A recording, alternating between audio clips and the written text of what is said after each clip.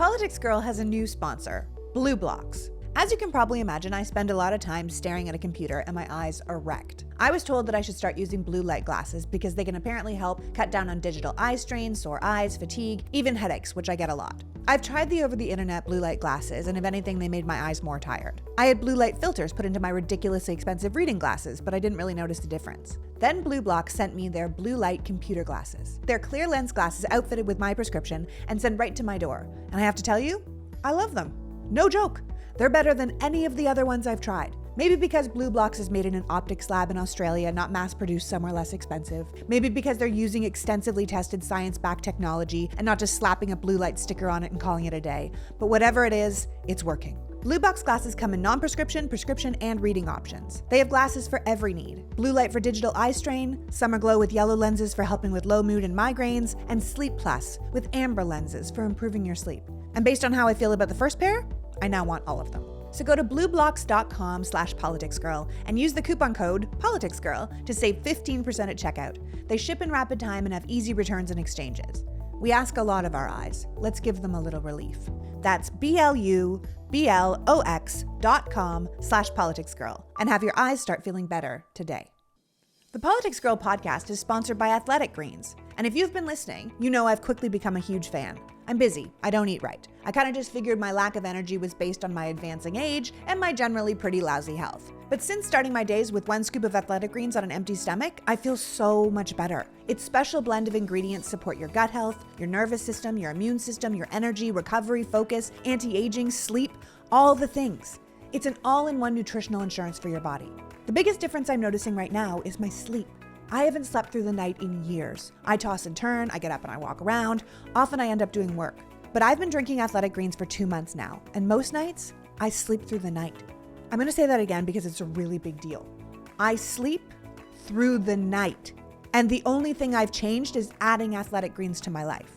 Athletic Greens is a once-a-day micro-habit that uses the best products and is based on the latest science. In fact, their current formula is on its 53rd iteration because they're constantly updating it as the science advances. And I have to say, with less than 1 gram of sugar per serving, no GMOs, no chemicals, no artificial anything, it's legitimately working. If you also want to be on a journey to better gut health, an optimized immune system, and better sleep, you can go to athleticgreens.com/politicsgirl, and Athletic Greens will give you 1 free year of immune-supporting vitamin D, great for the winter, and 5 free travel packs with your first purchase. That's athleticgreens.com/politicsgirl to get the ultimate in daily nutrition. I love it. I honestly love it. Can we talk a little less about the privileged white male tennis player who broke all the rules because he thinks they don't apply to him, and talk a little bit more about the forged election documents in 7 states that literally includes hundreds of Republican legislators involved in a massive election fraud? Could we try that news? Is that possible? Come on!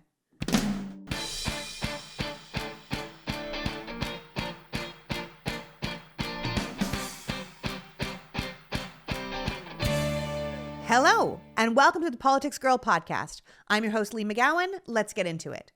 Look, I'm going to say some things today that are distressing. Things you might be tempted to ignore because they make you feel uncomfortable.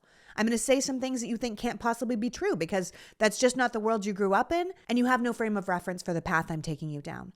But I need you to understand where we are so you can situate yourself in that reality, and we can work together to find a way out.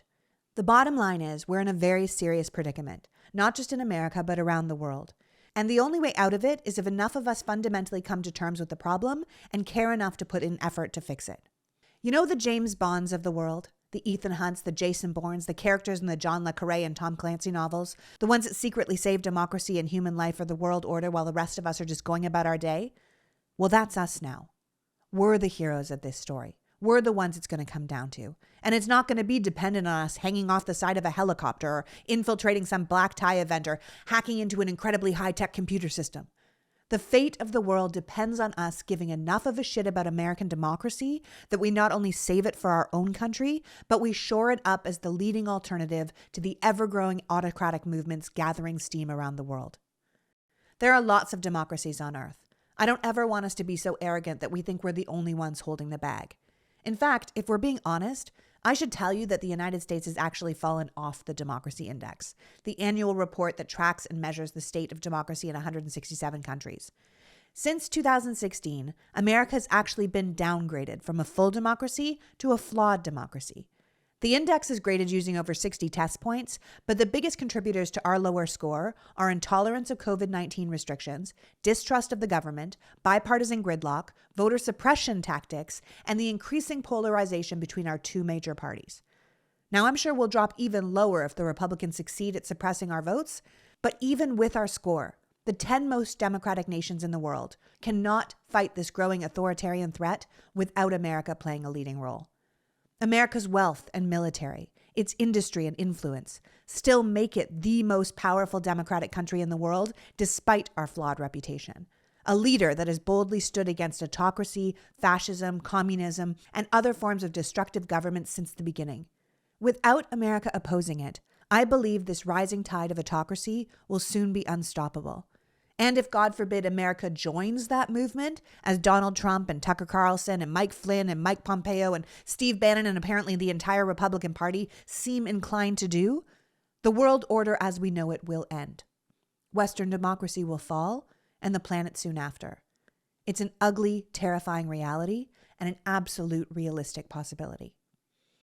Like I said, I don't say this to upset you.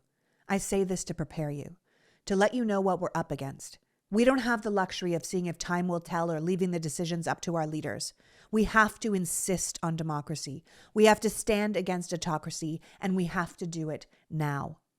Anne Applebaum of The Atlantic magazine recently wrote a brilliant article called "The Bad Guys Are Winning: How a New Brand of Autocrats Are Outsmarting the West." She explains that we all have in our minds this cartoon image of what an autocratic state looks like. There's a bad man at the top. He controls the police. The police threaten the people. There's evil collaborators and maybe some brave dissidents.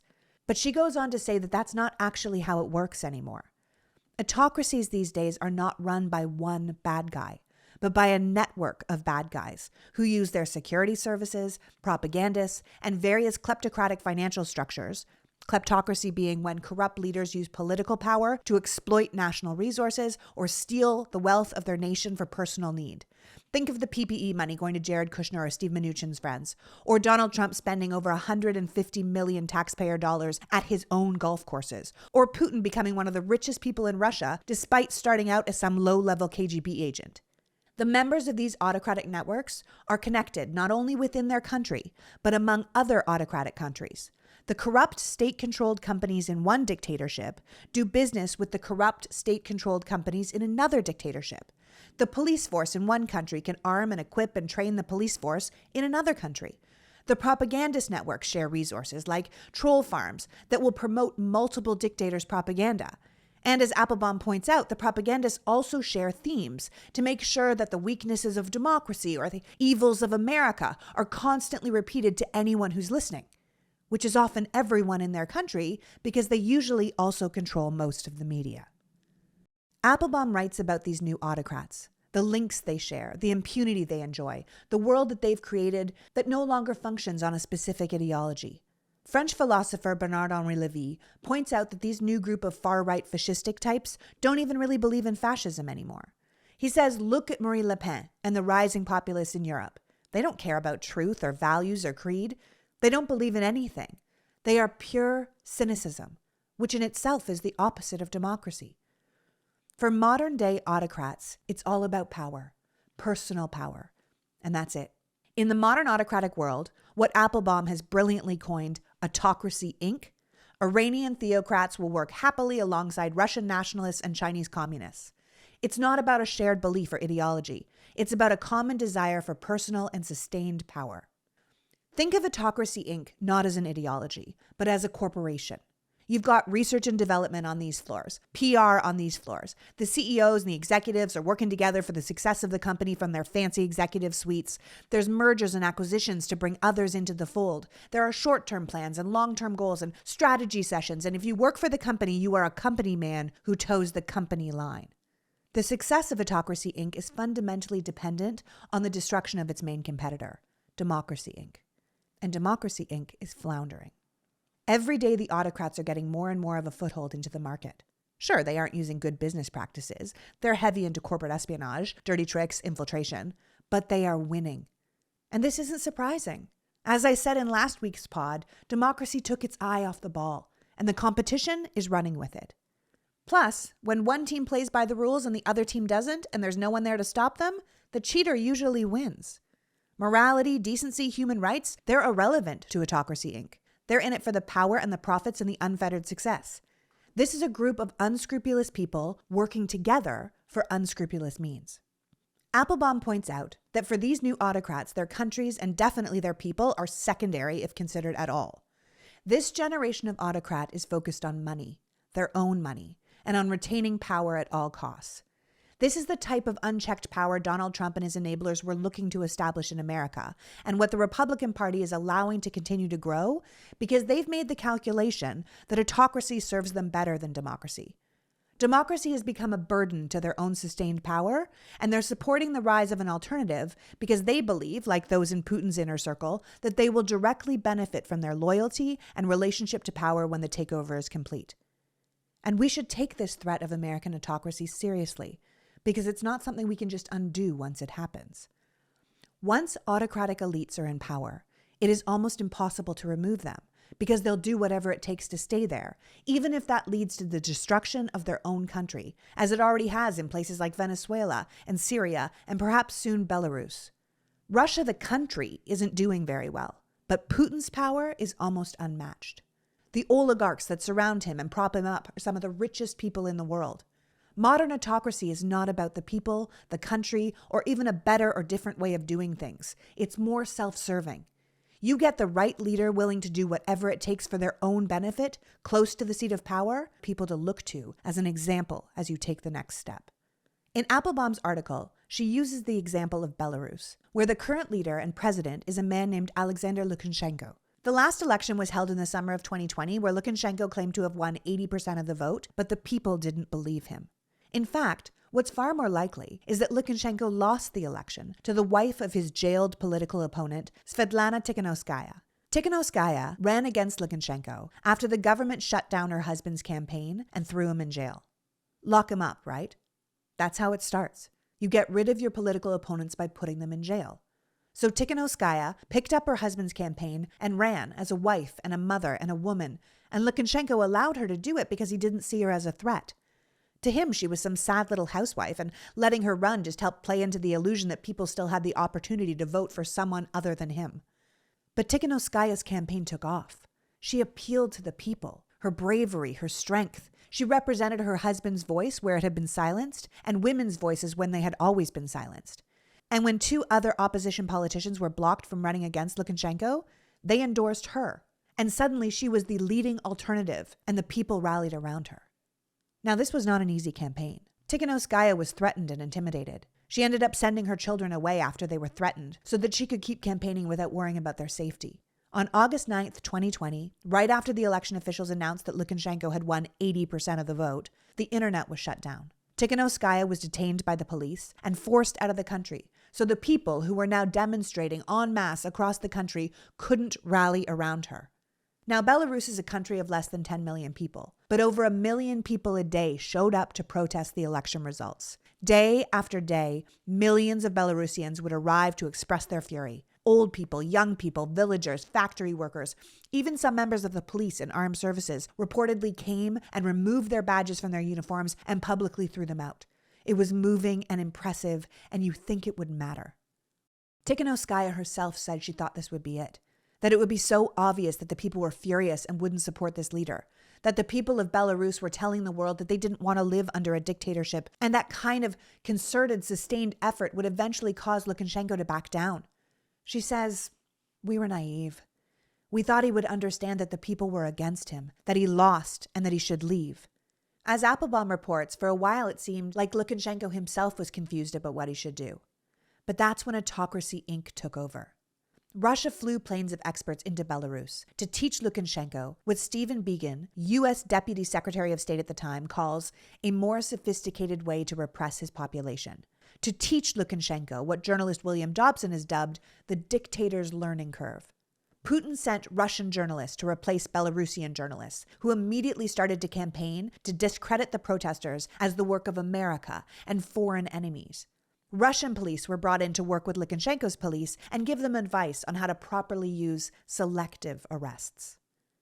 These are all techniques we're becoming too familiar with here in the States. Undermine your opponent, cheat to win the election, tell people you won the election, refuse to concede the election, flood the press with false stories and blame an outside force, use violence and intimidation to push your agenda, and never, ever back down. It is well known that Vladimir Putin figured out a long time ago that mass arrests are essentially unnecessary. You just have to jail, torture, or possibly murder a few key people, and the rest of your opposition are frightened into silence.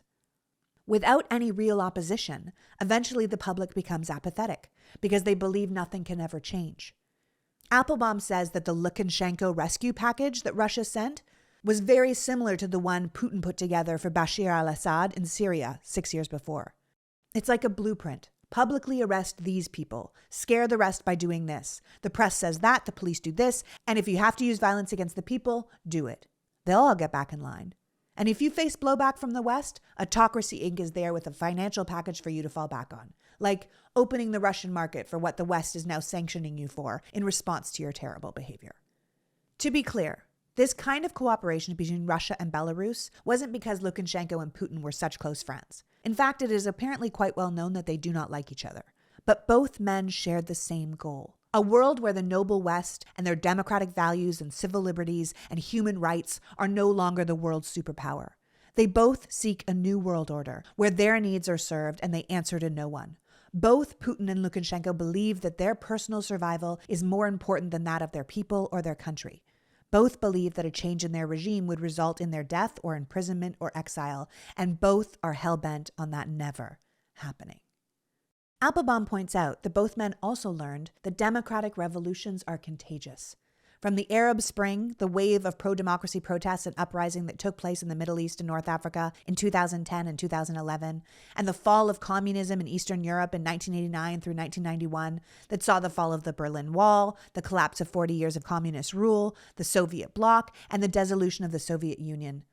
They understand that this dream of democracy, of Western values, of freedom and human rights, and the ability to replace bad leaders is such an appealing draw that it is deeply important for wannabe autocrats to smother emerging democracies in their cribs rather than allow them to grow.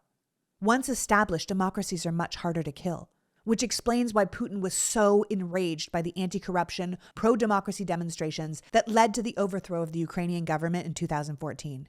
After all, if the Ukrainians could get rid of their corrupt dictator, what would stop the Russians from doing the same? It's one of the reasons Putin is so hell-bent on putting the Ukraine back in its place.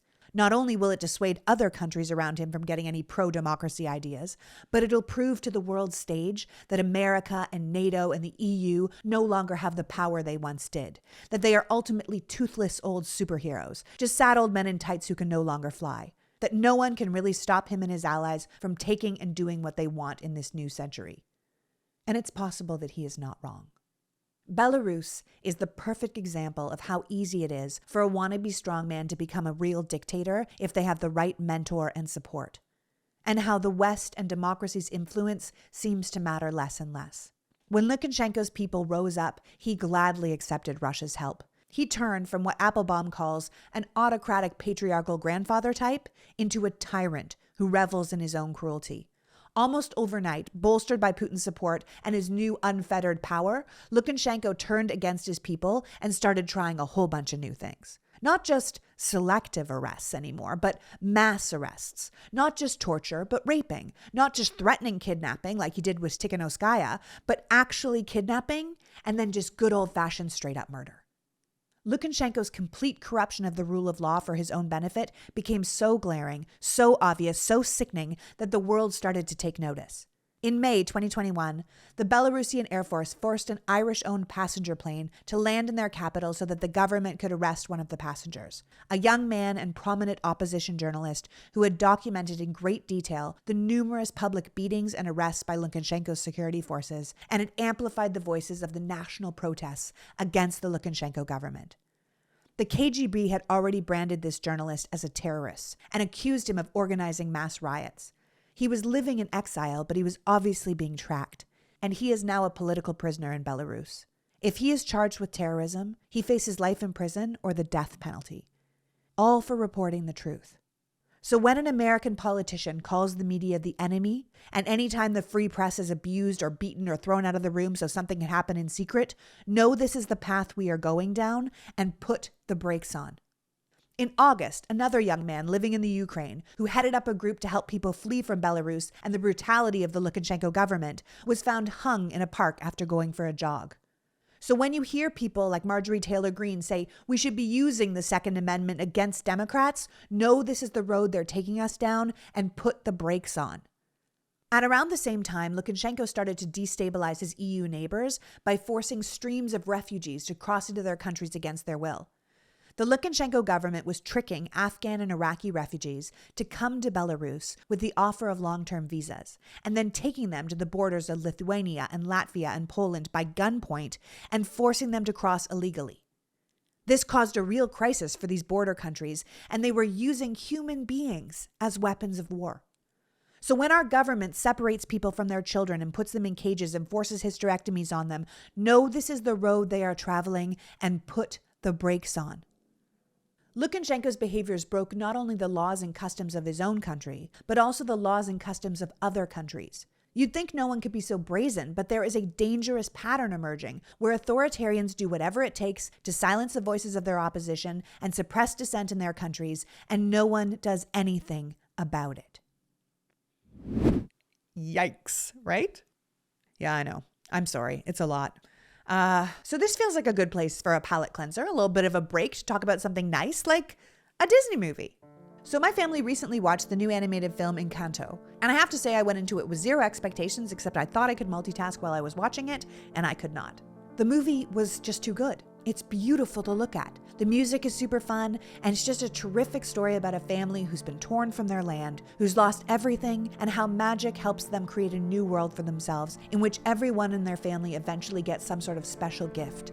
A magical gift that helps them build a community around themselves, a community that they take care of using those gifts. One of my friends said that she really liked the movie because it was one of the first Disney films she'd seen where there was no real villain. Because often what holds us back in life is ourselves, or our family's expectations of us. And she was right. And that is exactly what the movie was about. How we all have gifts, but how we often get defined by those gifts until there's very little room left for who we really are beyond what we're good at. And that's a lot of pressure, which leaves little room for mistakes or growth. No space to move beyond what people already think of you or define you as. Like, you're the oldest sister in the family, so it's your job to look out for everyone and hold it all together. Or you're the smart one, so everyone's counting on you to get a good job and take care of the family. The funny one and the pretty one, those people often feel very trapped in their roles. I was an only child, so growing up I thought I had to be everything to everybody. All the children my parents wanted in one. And because of that, I thought I had to be perfect. And it was a lot of pressure. The thing about Encanto, which by the way my whole family ended up loving, is that it reminds us that we are more than just the thing we are known for. And just because there's expectations or we're good at one thing doesn't mean we can't branch out. The film reminds us that we shouldn't hold so tightly to the thing that defines us, because sometimes when you hold too tightly onto something, you can break it. If you live your life in fear without flexibility or openness to change, then things around you become fragile. I think America's a little like that. We have these expectations of who we are. We've been fed a story our whole lives that we're the greatest country in the world, but there's so much more to us than that. America does have amazing strengths, but it also has weaknesses. There are cracks in our walls. And if we hold too tight to the idea of the country without acknowledging the reality of the country, we're going to break it. I think half of us realize we have a lot of things to fix, and the other half would rather not deal. So they're doubling down on being the greatest, which has just turned into some sort of gross we're number one nationalism. They're holding too tight to the idea of the America they know that they aren't allowing it to be more. More than just some white dude holding the American flag on top of an Olympic podium. We're more than fireworks and freedom. There is dark and light in American history and its present. There are weaknesses we need to acknowledge if we're going to evolve beyond them. And it's okay if we're not number one. We're not number one. And pretending we are is holding us back. If we're honest with ourselves and stop posing and just show up as the flawed, real country we are, then we can grow. Like Encanto tells us, the magic will still be there. Even if it all breaks down and we have to rebuild, at least we'll be building from a place of truth and not a set of impossible expectations. We are so much more than the greatest country on earth, And the sooner we realize that, the sooner we could actually be great. Not again, but for the first time. This podcast is sponsored by BetterHelp. Is there something getting in the way of your happiness? Something preventing you from achieving your goals or being the best version of yourself? For me, it's overthinking and worry. And I honestly don't know what I would do without my therapist to help me unravel all these thoughts that are banging around inside my head.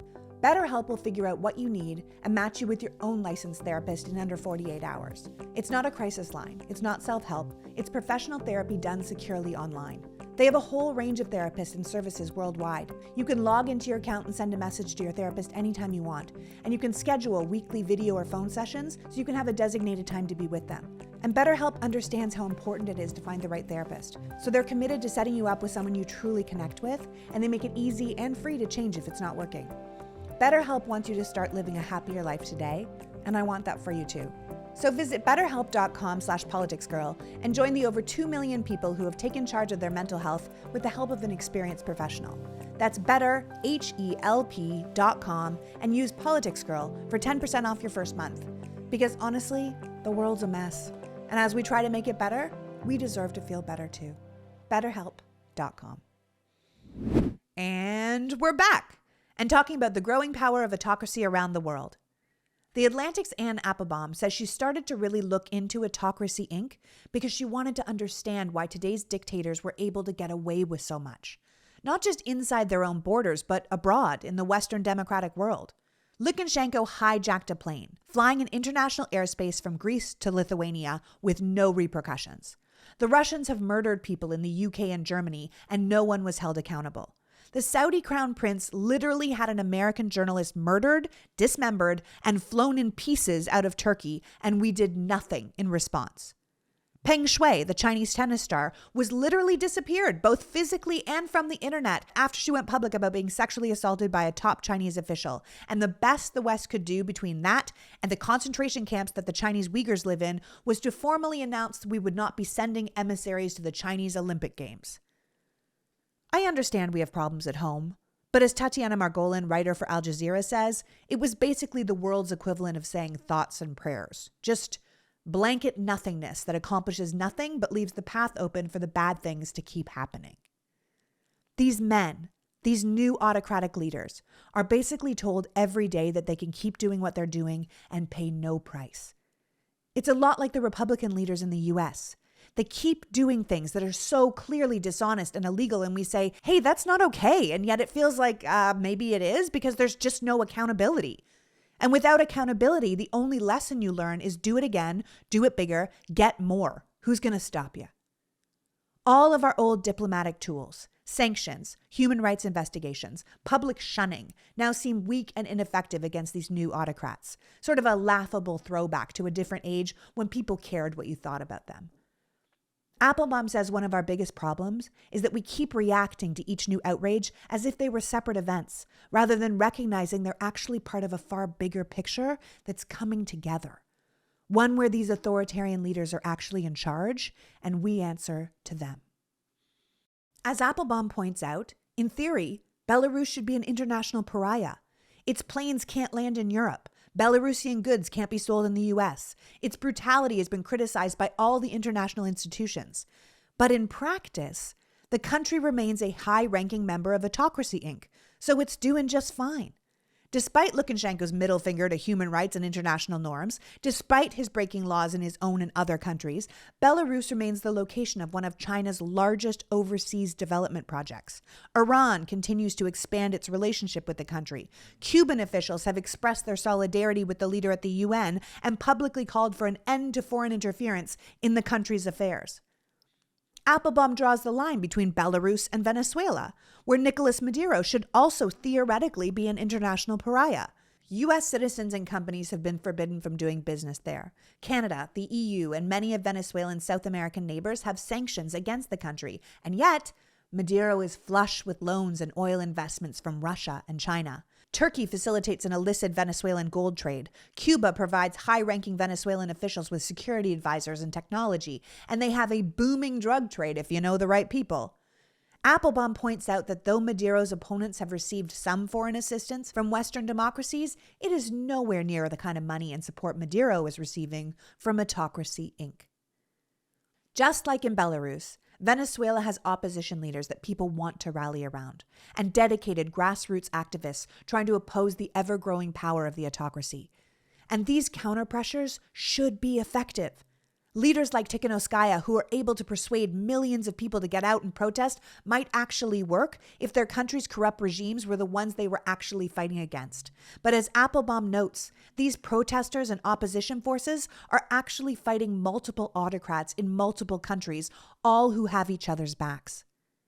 There is a new world order growing every day, and those who would fight back, like the pro-democracy Hong Kong movement, the Cuban, Iranian, and Burmese people who are out there every day pushing for democracy, even those of us at home fighting against the corrupt GOP, pointing out their lies and their plans and their criminal cynicism, are all fighting an uphill battle. We're fighting against billionaires, against people who control state companies and have access to billions of dollars of investments that they are using for purely political reasons. We are up against people buying sophisticated surveillance technologies from China and bots from Russia and just endless propaganda pumped into our societies.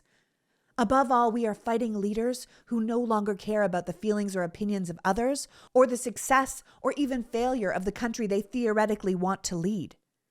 Applebaum points out that the Soviet Union was an incredibly powerful autocracy, but it also cared deeply about how it was perceived in the world. It tried to persuade people that their political system was better than Western democracies, and they fought back when they were criticized by Western nations. The old Soviet Union believed in what they were doing, but the leaders of Autocracy, Inc. are different. They couldn't care less what people say about them. Most of them don't have an ideology beyond nationalism, self-enrichment, and their own desire to remain in power. They stand for nothing, so they'll throw anything, even their own people, under the bus to stay on top. So this idea of Western values, of human rights groups and international institutions looking down on them just doesn't hold any power. It just doesn't matter. Russia even moved beyond ignoring foreign criticism to outrightly mocking it. Putin held elections last year in which 9 million people were barred from even running against him. His government got 5 times more television coverage than all the other parties combined. People got multiple videos of government officials stealing votes. Vote counts were mysteriously changed, and Putin literally has his main rival starving to death in jail as we speak. And yet when he won, Donald Trump, the president of the United States of America, called to congratulate him on such a great win. It's like the world is impotent or unwilling to stop him, and just like any bully who isn't stopped, you only get more powerful. Putin surrounds himself with yes men, people who are scared of him, and people who owe him favors. And that is both on a personal and geopolitical level. And this isn't just a Russia thing. We just watched Hong Kong's democracy be destroyed in real time with zero shame for the Chinese government for going back on their word to keep Hong Kong independent. The Burmese government just unabashedly murdered hundreds of protesters, including young teenagers in the street, for daring to publicly oppose them. According to human rights activist, Lukashenko currently has more than 800 political prisoners in jail in Belarus for daring to speak out against him. These new leaders don't care what people think about them. They aren't here to make friends. They're here to win. It's Survivor, World Domination Edition. And being a member of Autocracy, Inc. has privileges, not just money and security, but also impunity. They answer to no one. Their power grows as their numbers do. They're all working together. They're cooperating with a single goal in mind, their own continued success and power.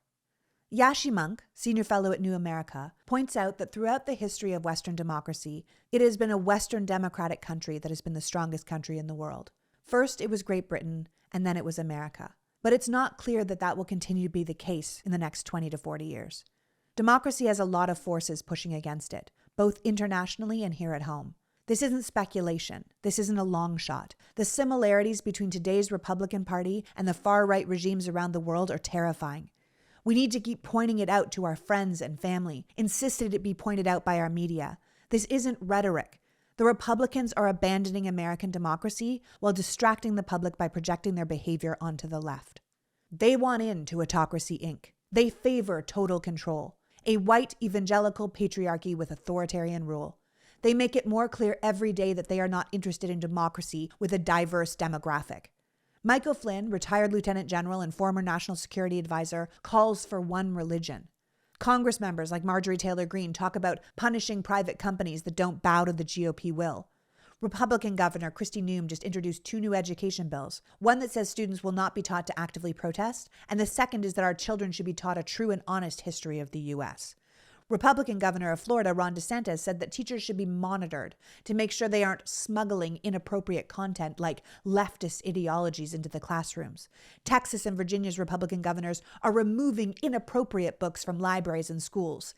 Inappropriate books like Toni Morrison's Pulitzer Prize-winning Beloved. This is not American behavior.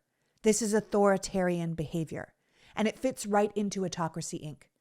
Look at how China treats the Uyghurs, the minority Muslim population in their country. People are disappeared. Families are separated. People are sent to prison re-education camps to be reprogrammed. In fact, as of 2020, there are said to be over 1.8 million people in these camps. Chinese officials block family members from communicating online. They black out people's profiles and throw people in camps for even communicating with someone who might have been deemed to have anti-Chinese sentiments. Which is why when we talk about who's a real patriot and who's a real American should feel deeply alarming. The people pushing this rhetoric are the people with a real chance of cheating their way to power.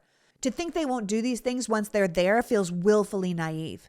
Marjorie Taylor Greene just talked about using the Second Amendment on Democrats. Turning Point USA had a supporter ask its leader, when do we get to start shooting these people? The official spokesperson for Ron DeSantis just wrote on Twitter, it's not enough to just win the elections in 2022. Nothing short of humiliating defeat will stop the lockdown libs. Make them laughing stocks. Make them ashamed to show their face in public. And then in all caps, make them pay for what they've done. Now I know I'm not alone in being unable to continue to watch the HBO version of Margaret Atwood's Handmaid's Tale because it felt entirely too plausible. There's a scene in one of the first couple of episodes before it's all gone to hell where women in our modern Western society lose access to their bank accounts so the men in their lives can now manage their money. The main character's husband is like, don't worry about it, I'll take care of you. And she's like, that's not the point. Later in the episode, a decree comes down that women are no longer allowed to hold jobs, and the men just kind of stand around in disbelief as the women in their offices pack up their stuff and are escorted out. The vibe isn't outrage. The vibe is confusion. Like, this is weird. And when the protests around these shocking actions take to the street, something that all of us would think to do to express our fury at a decision like that, to exercise our First Amendment rights, something we are so used to doing here, like I have done so many times myself to honor my protected First Amendment right to assemble, I found it almost unbearable to watch the police open fire on the protesters. The show films it almost as if the first shot was fired by mistake. But then once it was a possibility, all hell breaks loose and all the police start firing. The shock on the faces of the American protesters is all too close to what I imagine my own face would look like in such a position. Just, how can this be happening? How can this be real? But then I watched Trump smoke bomb peaceful protesters for a photo op with an active military general walking beside him. I saw the government use Black Hawk helicopters to wrangle BLM. I saw unnamed armed militia units standing on the steps of the Lincoln Memorial, but then no actual military presence when armed rioters attacked and sacked the Capitol. And you can't see all that and not think something is wrong here. Something is deeply, deeply wrong.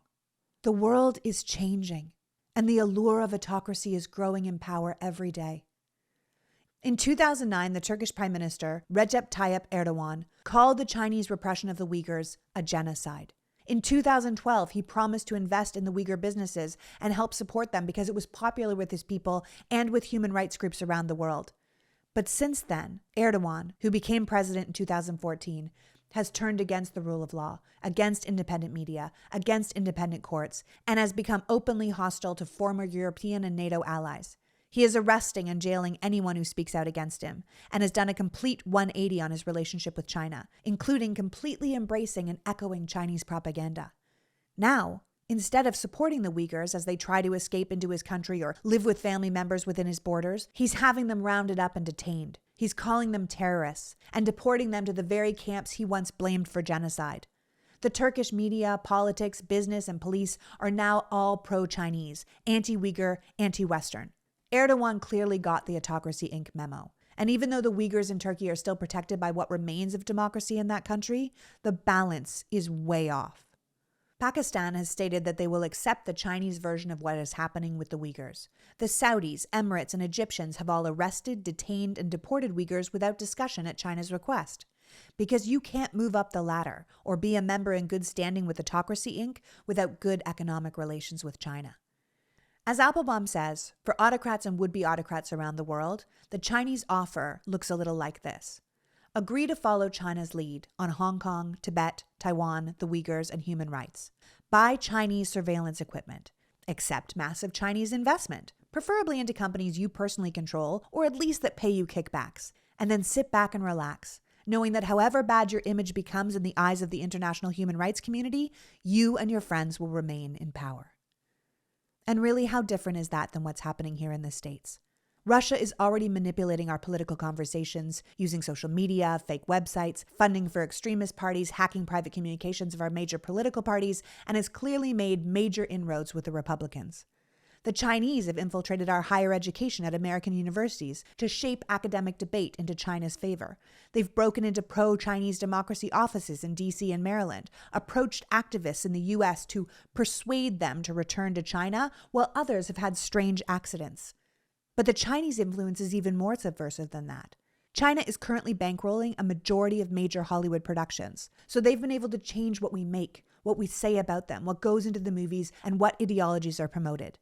They created TikTok, which I can tell you from personal experience does not want us understanding each other, but fighting. It's what they promote, hate and division among American citizens. But because of their population, their technological advances, and the market they offer, to get their money, you have to play by their rules. And their rules and democracy do not go hand in hand. In 2019, after the general manager of the Houston Rockets tweeted his support for the pro-democracy movement in Hong Kong, the NBA commissioner, along with a bunch of NBA stars, publicly apologized to China so they wouldn't lose money in the Chinese market. For those of us who believe in the power of America to support democratic values and human rights around the world, this behavior was the grossest type of pandering, and very alarming that such a powerful company from such a democratic stronghold would kowtow like that. But this behavior is everywhere. In many ways, America is less democratic than it is capitalistic. So money seems to come before ideology. And if your motivation is financial, you'll do anything for the big money deal. And China, Saudi Arabia, United Arab Emirates, and other non-democratic countries with oligarchs all offer the big money deal. American pop stars and movie stars get paid millions to perform for and party with some of the worst abusers of human rights in the world. But provided you don't criticize them, the money and opportunities just keep rolling in. Autocracy Inc. seems pretty confident that the Western world's desire for money and power will safely let them continue abusing human rights provided the right people are making a profit. Democratic countries should be helping democratic movements around the world, but the list of major corporations caught up in personal financial and business dealings with China, Russia, and other autocracies is distressingly long. During the heavily manipulated and deliberately confusing Russian elections in September 2021, both Apple and Google removed apps that had been specifically designed to help Russian voters decide which opposition candidate to select. The apps have been created by Putin's nemesis Alexei Navalny's anti-corruption movement, the most viable opposition movement in the country, which itself was not allowed to participate in the election. And Navalny, who remains in prison on ludicrous charges, rightly called out the corporate moguls for being liars and hypocrites who claim to want to make the world a better place, but will bow to the worst of the world for their own profits. If the 20th century was the story of a slow struggle that ended in the victory of liberal democracy over the other ideologies like communism, fascism, extreme nationalism, then the 21st century, if we don't take it seriously, might be just the opposite. The Stanford scholar Larry Diamond says this era is one of democratic regression, and pro-democracy activists all around the world agree that the diplomatic toolbox is deeply out of date. Tactics that used to work against these growing autocracies, like sanctions and public perception, no longer have the same impact.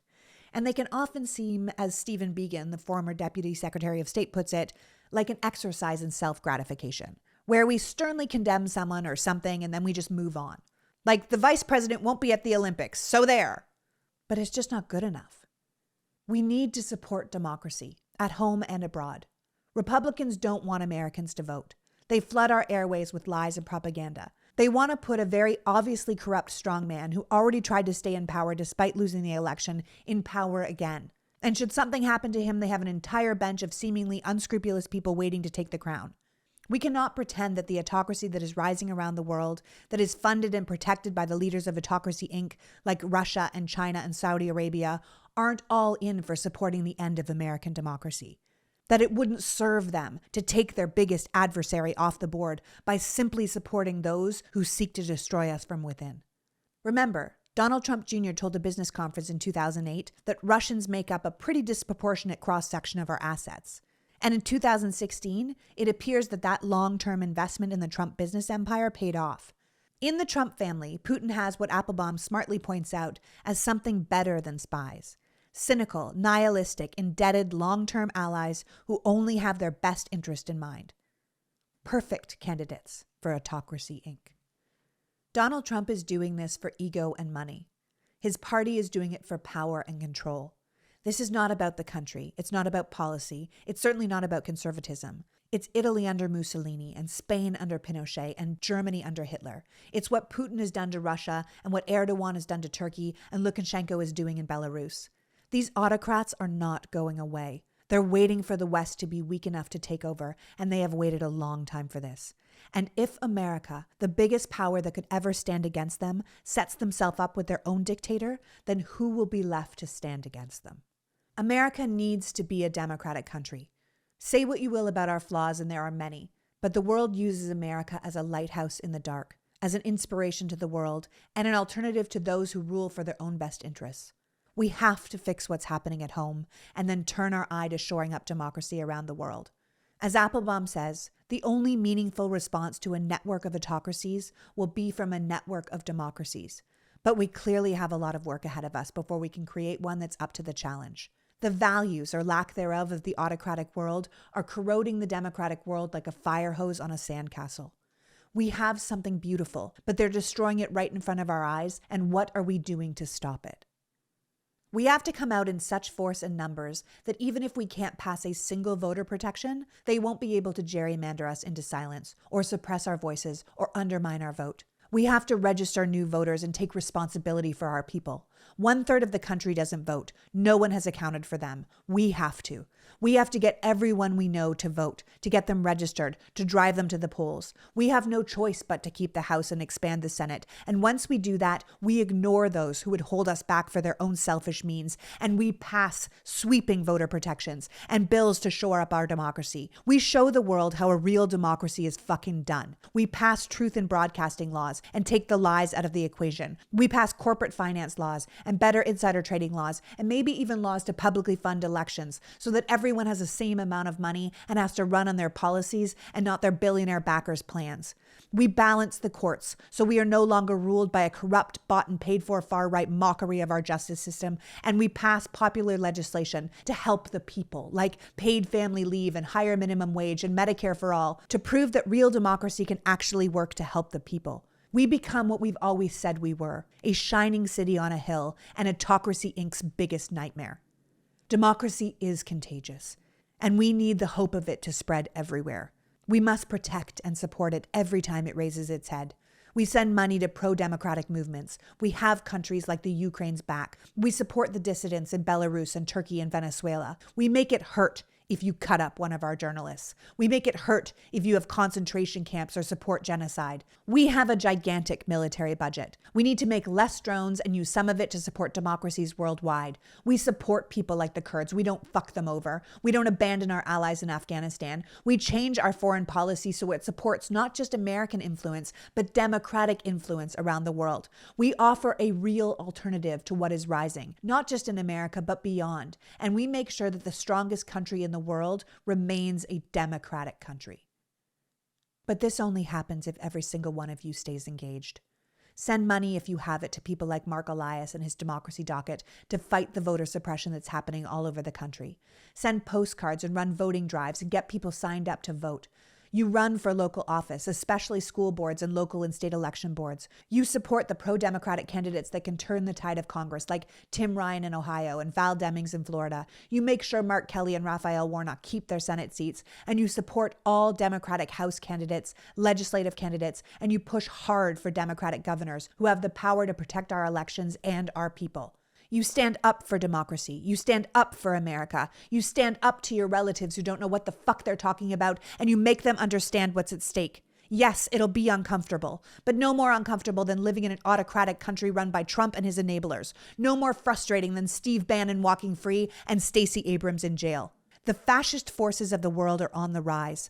Only with awareness and courage can we push back. We have to be better than autocracy, or we will be defeated by them. We can't just let Autocracy Inc. and their bad men take over. The media is doing our country an incredible disservice by pretending this isn't happening, but it is, and we need to face it if we're going to beat it. You are the hero of democracy. You are Ethan Hunt. You are James Bond. The autocratic wave stops here. Be the break wall. Build it high and strong, piece by piece, call by call, conversation by conversation. Be the defense that they smash against and fail, not once, but over and over again. We can win this war. And make no mistake, it is a war. But we have to come out in numbers they won't believe and stand up for democracy in a way they thought we'd forgotten. We are the descendants of the men who stormed the beach at Normandy, the boys in the trenches, the soldiers who liberated Auschwitz. We are Americans, and we will not fall to Autocracy Inc. It is not in our DNA. So, that's it. Go out and make the world a better place. Send checks, have talks, and steel yourself for the battle ahead. These people are out to take it all from us and call it patriotism. Remind them what a real patriot is. I love you for caring enough about democracy to be here. Until next week, PG out. The Politics Girl podcast is written and performed by me, Lee McGowan, in partnership with the Meidas Media Network, and produced and edited by Happy Warrior Entertainment. All rights reserved.